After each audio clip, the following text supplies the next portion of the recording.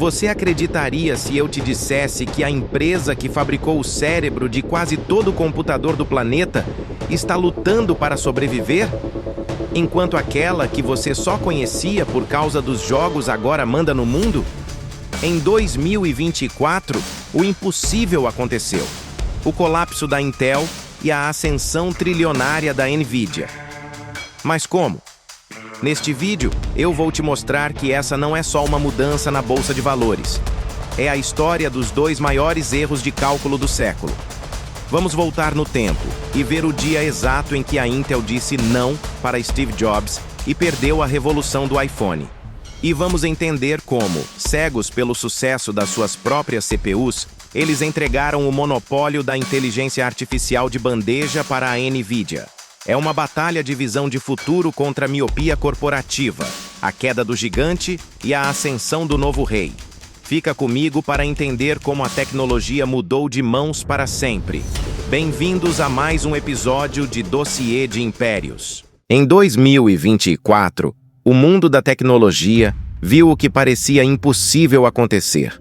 A Intel, que já foi a rainha absoluta dos microprocessadores e o cérebro por trás de quase todos os computadores do planeta, simplesmente entrou em colapso.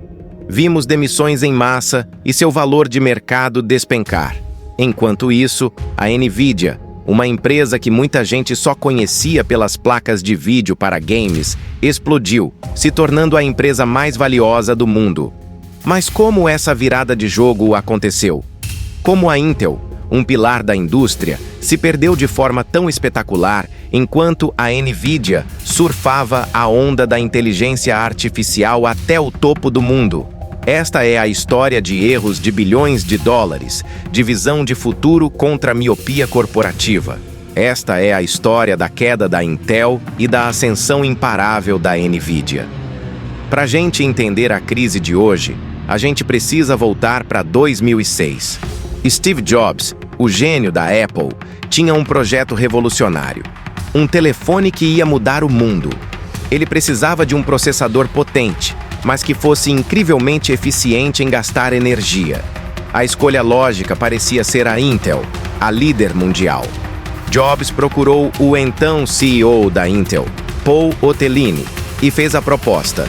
A Intel fabricaria o chip para o novo aparelho, o iPhone.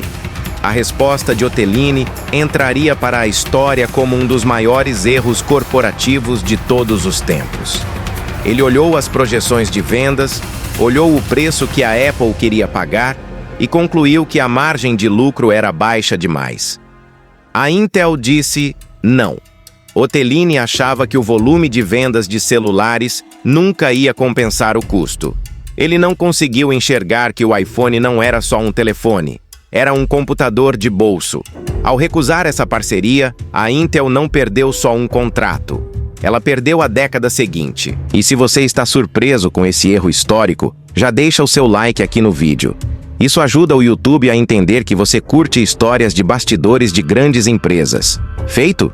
Então, enquanto a Intel perdia o bonde da revolução móvel, a era mobile explodiu. E a Intel ficou completamente de fora, assistindo de camarote, enquanto concorrentes como Samsung e TSMC dominavam o mercado. Enquanto a Intel perdia o bonde da revolução móvel, outro erro estratégico estava sendo cometido. A empresa manteve um foco quase obsessivo em seu produto principal, as CPUs para computadores tradicionais. Para a Intel, o futuro era só fazer processadores cada vez mais rápidos. Qualquer outra coisa era uma distração. Enquanto isso, em outra empresa do Vale do Silício, um cara chamado Jensen Huang via um futuro completamente diferente. A Nvidia era conhecida por suas GPUs, as placas de vídeo. Mas Huang percebeu que a arquitetura de uma GPU era perfeita para algo muito maior que só jogos. Era perfeita para a inteligência artificial. Anos antes do termo IA virar moda, Jensen Huang apostou tudo numa plataforma chamada CUDA. Isso permitia que desenvolvedores usassem o poder das placas da Nvidia para tarefas de computação pesada e treinamento de redes neurais. Na época, foi uma aposta arriscadíssima. A Intel via as GPUs como um nicho. Eles subestimaram completamente o potencial do processamento paralelo. Quando a revolução da inteligência artificial finalmente chegou com o ChatGPT, a Intel estava despreparada. Ela não tinha o hardware. A NVIDIA, por outro lado, estava pronta. Ela passou uma década construindo o ecossistema perfeito e criou um monopólio de fato. Mas a crise da Intel se aprofundou com um problema ainda mais fundamental. Ela perdeu a capacidade de fabricar os chips mais avançados do mundo.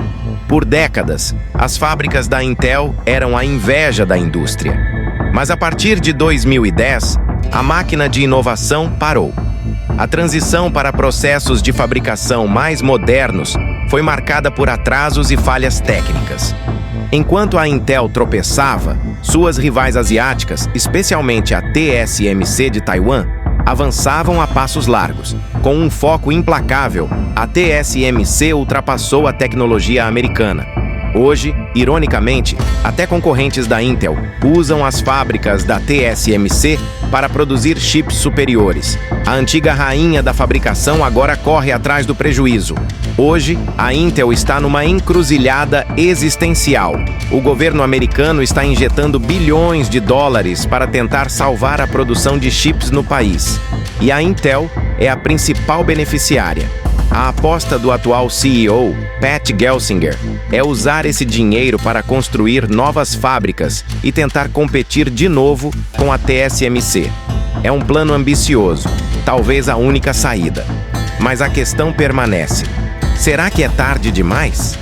A NVIDIA domina o mercado de IA com uma vantagem que vai levar anos para ser superada. Será que a Intel, com todo o peso do governo por trás, consegue dar a volta por cima? Ou será que os erros do passado foram tão profundos que estamos testemunhando o fim de uma era? O que você acha? A Intel tem salvação ou o futuro pertence à NVIDIA? Deixa sua opinião aqui nos comentários. Obrigado por assistir e até o próximo dossiê. E não se esqueça, se gostou de nosso vídeo, deixe seu like e se inscreva no canal. Muito obrigado por assistir até aqui. Até o próximo episódio de Dossiê de Impérios.